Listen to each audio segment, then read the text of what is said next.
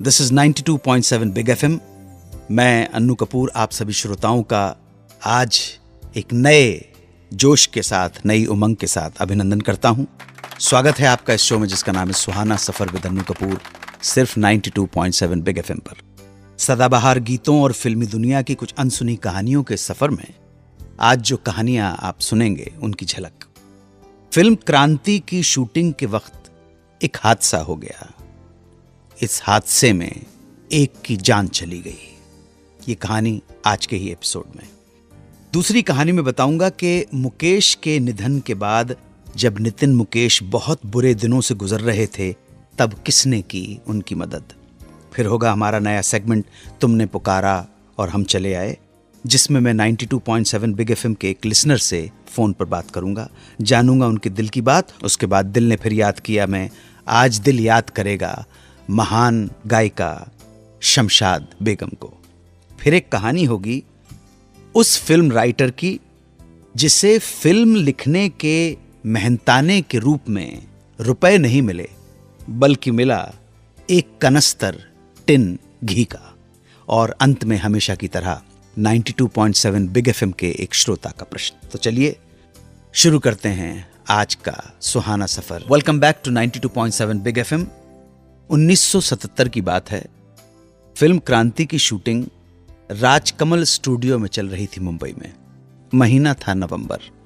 आमतौर पर अगस्त के बाद मुंबई में बारिश नहीं होती, मगर उन दिनों नवंबर में भी बरसात काफी जोर शोर से हो रही थी। सेट पर बैठे हुए मनोज कुमार सोच रहे थे कि आउटडोर का ये सीन कैसे शूट किया जाए। आउटडोर में ही सेट लगाया हुआ था। अभी इसी कश्मकश में लगे हुए थे कि अचानक सेट की एक दीवार ढह गई। शोर मच गया, सेट पर अफरा तफरी मच गई।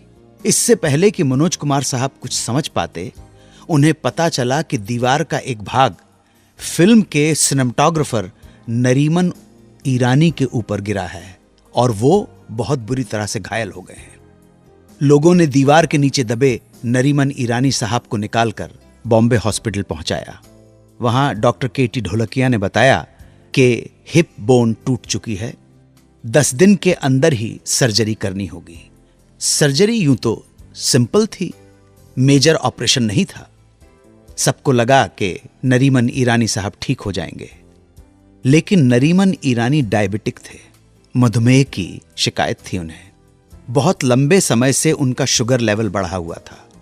जब तक ये शुगर लेवल कंट्रोल में ना आ जाता तब तक डॉक्टर्स उनका ऑपरेशन नहीं कर सकते थे। डॉक्टर्स को अंदेशा था कि कहीं बढ़ा हुआ ये शुगर लेवल इस छोटी सी समस्या को जटिल या कॉम्प्लिकेटेड ना कर दे। इसलिए डॉक्टर्स की टीम नरीमन ईरानी के शुगर लेवल को कंट्रोल में लाने की कोशिश कर रही थी। लेकिन एक दिन नरीमन ईरानी का शुगर लेवल इतना बढ़ गया कि वो कोमा में चले गए। फिर भी लोगों ने उम्मीद का दामन थामा हुआ था, मगर उम्मीद खत्म हो गई। फिल्म क्रांति के मशहूर कैमरामैन नरीमन ईरानी जंग हार गए और 10 दिसंबर 1977 को इस दुनिया से विदा हो गए। नितिन मुकेश आज भी ऋणी हैं राज कपूर के। ये खुलासा करूंगा थोड़ी ही देर में। आप सुनते रहिए 92.7 बिग एफएम पर Suhana Safar with Annu Kapoor. 92.7 big FM पर आप सुन रहे हैं Suhana Safar, golden mikes RJ of the year Annu Kapoor के साथ। Welcome back to 92.7 big FM. Mukesh ji के जाने के बाद उनके बेटे के लिए, परिवार के लिए दिन काटना मुश्किल हो गया। जीवन दुख और संघर्षों से भरा हुआ था। ऐसे में एक संस्था ने नितिन मुकेश से कहा कि वो मुकेश जी की याद में एक स्टेज शो करने को तैयार हैं। इस शो के लिए रकम अच्छी ऑफर कर दी, लेकिन एक शर्त रखी। शर्त यह है कि इस प्रोग्राम में राज कपूर मुख्य अतिथि होने चाहिए। आप सबको मालूम है, राज कपूर, मुकेश, हसरत साहब, शंकर जयकिशन, ये सब एक ही ग्रुप हुआ करता था दोस्तों का, जिन्होंने अविस्मरणीय संगीत दिया है, फिल्में दी हैं। राज कपूर मुकेश को बहुत मानते थे। नितिन मुकेश ये शर्त वाली बात लेकर राज कपूर के पास पहुंचे और उनसे साफ साफ कहा कि अगर आप इस शो में चीफ गेस्ट बनकर आएंगे तो मुझे इतना पैसा मिल सकता है जिससे मेरा परिवार 1 साल भर तक अपना पेट भर सकेगा। राज कपूर जबकि बहुत बिजी थे उन दिनों, फिर भी नितिन मुकेश की बात सुनकर शूटिंग कैंसिल की और उस प्रोग्राम में आने के लिए राजी हो गए। राज कपूर के हामी भरते ही फिल्म इंडस्ट्री के और भी कई सितारे राजी हो गए, सब आए और वो शो बहुत कामयाब हुआ। इस घटना को याद करते हुए नितिन मुकेश कहते हैं कि उस मुश्किल समय में, संकट की घड़ी में जिस तरह राज कपूर ने उनकी मदद की, उसके लिए हमेशा वो राज कपूर के ऋणी रहेंगे। अगला सेगमेंट होगा तुमने पुकारा और हम चले आए। इसमें हम 92.7 बिग एफएम के एक श्रोता का फोन अटेंड करेंगे। एक बार फिर याद दिला दूं, हमारा नंबर है 02239927927। आप सुनते रहिए 92.7 बिग एफएम पर Suhana Safar with Anu Kapoor. 92.7 big FM पर आप सुन रहे हैं Suhana Safar, golden mikes RJ of the year Anu Kapoor के साथ। स्वागत है आपका इस सेगमेंट में जिसका नाम है तुमने पुकारा हम चले आए, जिसमें एक नंबर है हमारा 02239927927 पर लोग हमें फ़ोन करते हैं, हमसे बातचीत करते हैं, फरमाइश करते हैं, उनकी फरमाइश पूरी करने की कोशिश करते हैं। तो मेंटली प्रिपेयर्ड हो आपके हमसे क्या बात करना चाहते हैं, जो भी आपके मन में हो। 92.7 बिग एफएम का ये कार्यक्रम पूरे हिंदुस्तान में आता, पूरे हिंदुस्तान के लोग सुन रहे हैं, पूरे हिंदुस्तान के लोग जानना चाहते हैं कि आप क्या कहना चाहते हैं संगीत के बारे में, देश के बारे में, कला के बारे में। अपनी फरमाइश के गाने भी तैयार रखिए। तो आइए देखते हैं कि कौन फोन कर रहा है। हेलो, नमस्कार, अनु कपूर बोल रहा हूं मैं 92.7 बिग एफएम से। अपना परिचय दें आप। प्रतिभा नाम है मेरा और इलाहाबाद से बोल रही हूँ। शो जो मैं काफी टाइम से सुनती हूँ, काफी इंफॉर्मेटिव है जी। और हम लोग प्रेजेंटली इलाहाबाद में है क्योंकि हस्बैंड आर्मी में है और ट्रांसफर होता रहता है जी। तो जो 92.7 है वो मेरा फेवरेट चैनल है। बहुत अच्छे और बहुत पुराने गाने आते हैं जो पास्ट टाइम मेमोरी से हमको जुड़े रहते हैं। जी जी। तो प्रतिभा जी, आप कब से रह रही हैं इलाहाबाद में? मुझे 5 साल हो गए रहते हुए। तो परिवार में बच्चे हैं? कितने बच्चे हैं? 2 बच्चे हैं, एक बेटा है और एक बेटी है। नाम क्या है? आप जरा श्रोताओं के साथ शेयर करें, बहुत अच्छा रहेगा। बेटे का नाम लक्ष्य है और बेटी का नाम नित्या है। And both of them are very fond of old songs, जबकि नई जनरेशन पुराने गाने सुनना कम पसंद करती है जी। तो दोनों को हमारी तरफ से ढेरों आशीर्वाद। दिल ने फिर याद किया में आज हम याद करेंगे शमशाद बेगम को। आप सुनते रहिए 92.7 बिग एफएम पर Suhana Safar with Anu Kapoor. 92.7 big FM पर आप सुन रहे हैं Suhana Safar, golden mikes RJ of the year Anu Kapoor के साथ। Welcome back to 92.7 big FM. आज खिराज अकीदत याद शमशाद बेगम की। शमशाद बेगम का जन्म 14 अप्रैल 1919 को लाहौर में हुआ था। आपके वालिद मियां हुसैन बख्श एक मैकेनिक थे और वालदा हाउसवाइफ।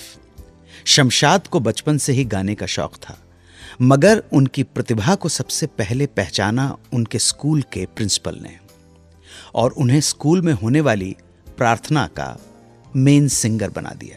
1931 में एक बार शमशाद ने लाहौर की एक म्यूजिक कंपनी ज़ेनोफोन में एक ऑडिशन दिया, चुपके चुपके चोरी चोरी।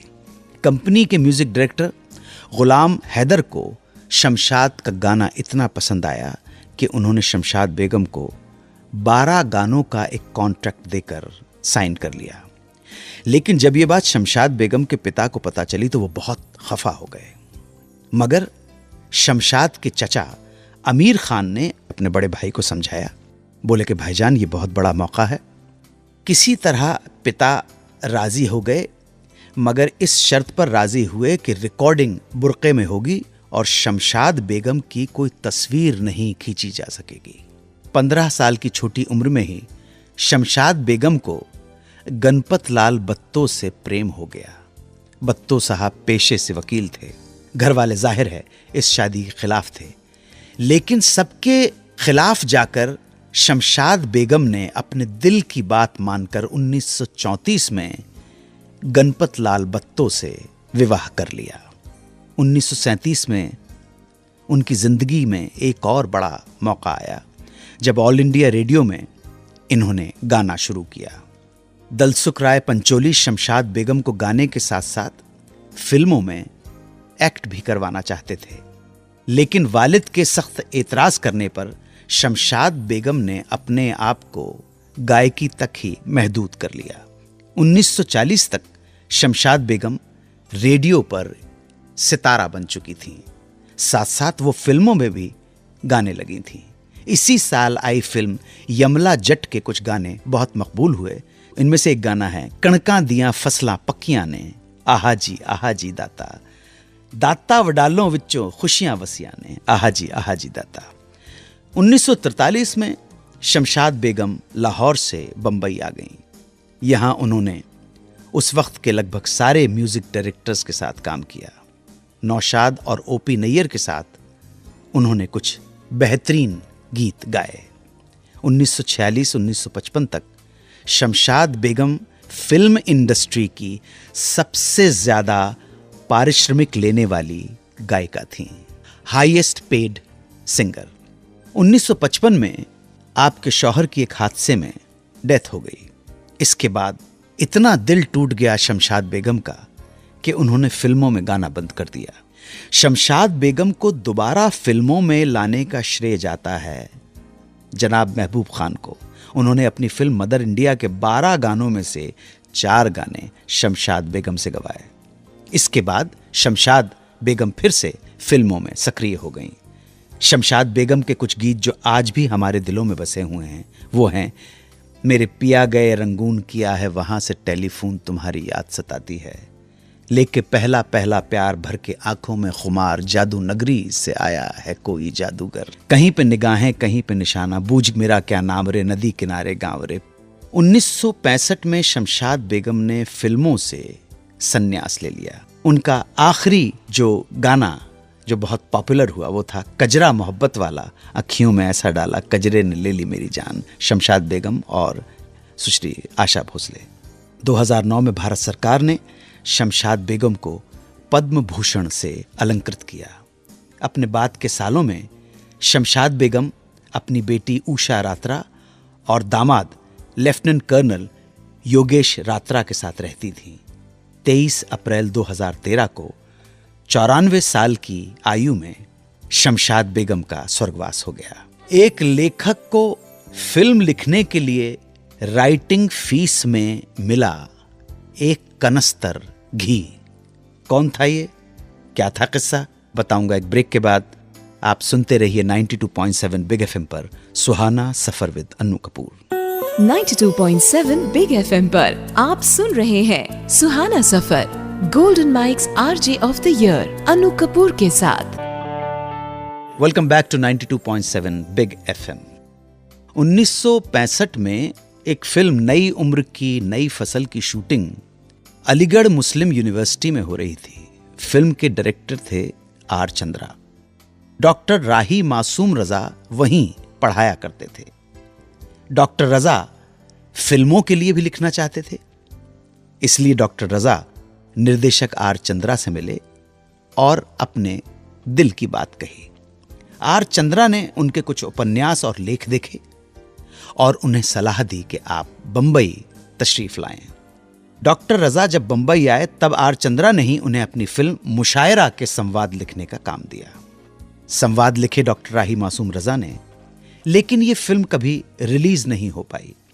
इसके बाद आर चंद्रा की ही एक और फिल्म जिसकी कहानी मिर्जा गालिब के जीवन पर आधारित थी, उसका काम भी डॉक्टर राही मासूम रजा को मिल गया।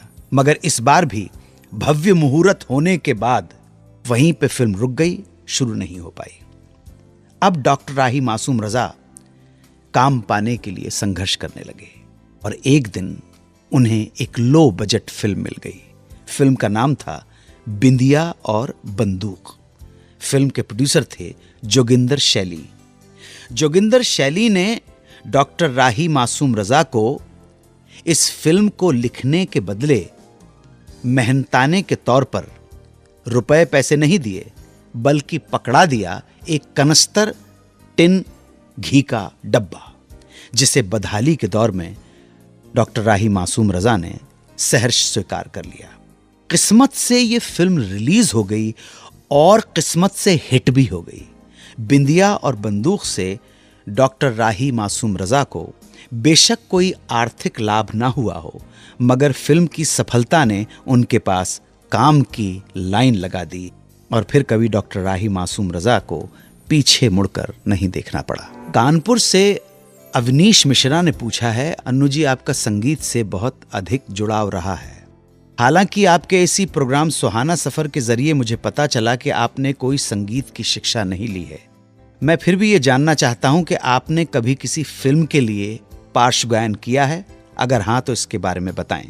अवनीश जी जरूर बताऊंगा, एक छोटे से ब्रेक के बाद। आप सुनते रहिए 92.7 बिग एफएम पर Suhana Safar with Annu Kapoor. 92.7 big FM पर आप सुन रहे हैं Suhana Safar, golden mikes RJ of the year Annu Kapoor के साथ। Welcome back to 92.7 big FM. Kanpur से अवनीश मिश्रा जी ने पूछा है कि क्या मैंने कभी फिल्मों के लिए गाना गाया है? जी अवनीश जी, ये मौका दिया मुझे अमित खन्ना ने। अमित खन्ना एक डायरेक्टर प्रोड्यूसर हुआ करते हैं, अभी भी हैं। अमित खन्ना की एक फिल्म थी जिसका नाम था अंत, स्वर्गीय स्मिता पाटिल, राज बब्बर। इसमें संगीत दिया बप्पी लहरी ने और मुझे अमित खन्ना ने इस फिल्म के लिए साइन भी किया, एक अच्छे रोल के लिए। हरियाणवी का कैरेक्टर था जो जेल में रहकर उसको अपने फांसी के दिन गिर रहा है। उसको मालूम है कि उसको फांसी लगनी है, लेकिन वो शान के साथ जाना चाहता है। उसने किसी सोशल जस्टिस की वजह से किसी का मर्डर कर दिया था, ये रोल था उसका। सो अमित खन्ना ने कहा कि यार तुम इतना अच्छा गाते हो, ये गाने दो गाओ। तो हम एक दिन पहुँचे महबूब स्टूडियो में और टैक्सी में ही अमित खन्ना ने गाने के बोल लिख लिए थे और वहाँ जाके दूसरे दिन बप्पी लहरी का रिकॉर्डिंग चल रही थी। अमित खन्ना के जो बोल थे अंतरे के, वो कंपोजिशन मुझे याद थी, पुरानी राजस्थान की एक कंपोजिशन थी, तो उसको मैंने इस्तेमाल किया। और बप्पी लहरी के जो वाद्य वृंद थे उन्होंने उसे सजा दिया। गाने के बोल थे, पीर में पपीहा बोले सासरा में मोर, सैर में कोई ना बोले फिर भी गणो शोर, भर पायो रे गंगा नहायो रे, ये गीत का। और एक और गाना रिकॉर्ड किया था, हो काया चलत प्राण काहे रोई, तुम तो गए अंत गवन की ना हमरी कागत होई। लेकिन ये अंत फिल्म बन भी नहीं पाई और रिलीज भी नहीं हो पाई। उसके बाद मुझे एक दिन रूमी जाफरी का फ़ोन आया कि नदीम श्रवण मिलना चाहते हैं और स्टूडियो आ जाइए। स्टूडियो पहुंचा मैं, तो उन्होंने कहा अनु भाई ये एक गाना है, हम चाहते हैं कि आप कव्वाली गा दीजिए। तो इस तरह से श्रीमान आशिक में भी मुझे कव्वाली गाने का मौका मिला। और अभी जो जय हो डेमोक्रेसी है, उनके प्रोड्यूसर ने कहा कि आप गा दीजिए। तो इस तरह से मुझे उम्मीद है मिश्रा जी आपको प्रश्न का उत्तर मिल गया होगा। आज इसी उत्तर के साथ मैं आपसे विदा लेना चाहता हूँ। प्रार्थनाओं में याद रखिएगा। आज के लिए इतना ही। जय हिंद, वंदे मातरम। 92.7 बिग एफएम पर आप सुन रहे हैं Suhana Safar, golden mikes RJ of the year Annu Kapoor के साथ।